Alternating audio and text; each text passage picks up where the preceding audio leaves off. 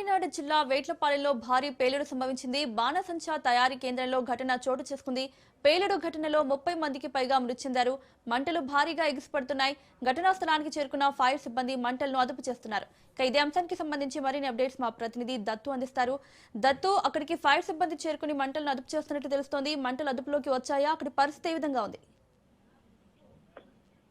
జరిగినటువంటి ఘోర అగ్ని ప్రమాదం ఇది బాణసంచా తయారీ కేంద్రంలో ఈ ప్రమాదం చోటు చేసుకుంది. ఈ ప్రమాదంలో పెద్ద ఎత్తున మృతుల సంఖ్య ఉన్నట్టు అవకాశం ఇవ్వబడుతోంది. అయితే ఇప్పుడు స్థానికులు అందిస్తున్న సమాచారం ప్రకారం చూసుకుంటే కనుక ఆ యొక్క కర్మాగారంలో 50 మంది వరకు పనిచేస్తారు అని కొంతమంది చెప్పారు. మరి కొందరు అయితే కనుక 30 మంది వరకు పనిచేస్తారని చెప్తారు. దీని పూర్వపరాలు చూసుకుంటే కనుక వేట్లపాలెం అనేది బాణసంచా తయారీకి ప్రసిద్ధి కేంద్రం. ఇక్కడికి కూడా రాష్ట్ర వ్యాప్తంగా ఎక్కడ సంబరాలు లేక ఎక్కడ వేడుకలు పెళ్లిళ్ళు ఏ వేడుకలు జరిగినా సరే ఇక్కడి నుంచే కూడా బాణసంచా వెళ్తూ ఉంటుంది. బాంబులు కావచ్చు, దువ్వలు కావచ్చు, రకరకాల విద్యుత్ కాంతుల్లో అదే బాణసంచా వెలుగులు ప్రసరించాలంటే కనుక ఆనందం ఉండాలంటే వేట్లపాలెం నుంచే తయారీగా ఉంటుంది. ఈ నేపథ్యంలో అక్కడ కూడా లైసెన్స్ కలిగిన సంస్థలు ఒక 10 వరకు ఉన్నాయి. అనాథరైజ్ గా పనిచేస్తున్నటువంటి సంస్థలు ఇంకొక 10-15 వరకు ఉన్నాయి. ఈ వీటిలో కూడా పెద్ద ఎత్తున ముఖ్యంగా మహిళలు పనిచేస్తూ ఉంటారు.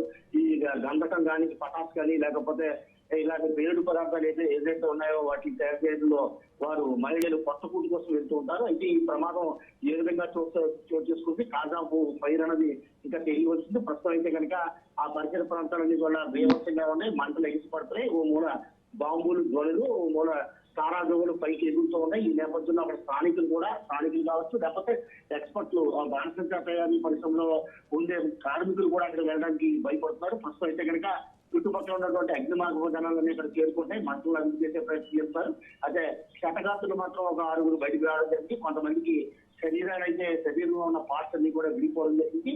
లోపల క్షతగాత్రులు ఎంతమంది ఉన్నారు, అలాగే ఈ అగ్ని ప్రమాదంలో చిక్కుకున్న వారు ఎంతమంది ఉన్నారు, మృతులు ఎంతమంది ఉన్నారంటే ఇంకా పూర్తి స్థాయిలో క్లారిటీ ఉంది. అయితే మనకున్న అంతిమ సమాచారం ప్రకారం 6 అయితే కన్ఫామ్ గా చనిపోయారని తెలుస్తోంది. అయితే మృతుల సంఖ్య ఇంకా పెరిగే అవకాశం ఉంది. ప్రస్తుతం అయితే కనుక సహాయ సహకారాలు అందించడానికి అధికార యంత్రాంగం హుటాహుటికి చేరుకుంటుంది.